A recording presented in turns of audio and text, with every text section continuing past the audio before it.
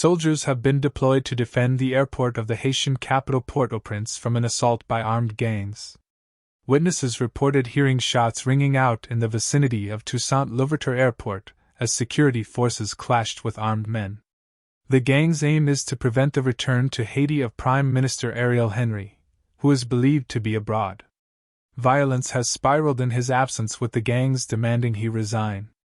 Mr. Henry left Haiti last week to attend a regional summit in Guyana. From there, he traveled to Kenya to sign a deal on the deployment of a multinational police force to Haiti. His current whereabouts are not known.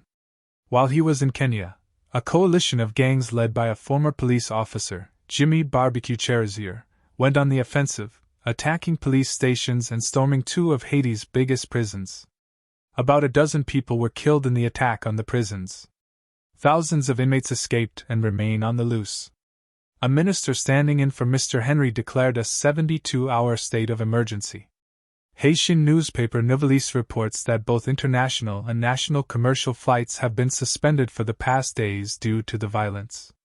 No private planes had landed or taken off from the airport either. An attempt by gunmen to breach the airport compound through a hole in a wall was reportedly repelled by security forces. Control of the airport is key to the gang's aim of stopping Prime Minister Henry from coming back to the country. The gang leader known as Barbecue has been calling for his ouster since the Prime Minister was sworn in as the successor to President Jovenel Moïse in July 2021.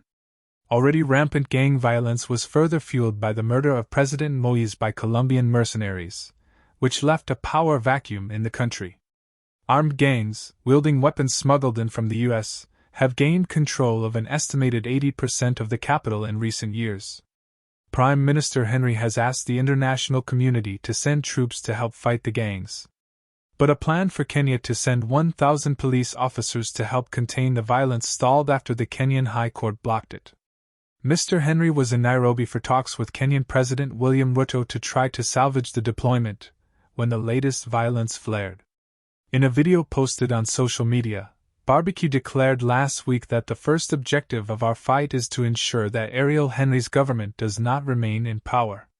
On Saturday, his gang attacked several police stations before freeing thousands of prisoners from the National Penitentiary and from the Croix de Bouquets jail. Only about 100 prisoners remained in their cells at the National Penitentiary, prison officials said. Among those who stayed put were 17 Colombian ex-soldiers suspected of having carried out the assassination of President Moïse. In a video, they pleaded for help, saying that other inmates were trying to get them to leave their cells. The Colombian Foreign Ministry later announced that the 17 had been transferred to a different prison. Residents of the capital mainly stayed at home on Monday, with only a few people venturing out to get drinking water or food, the AFP news agency reported.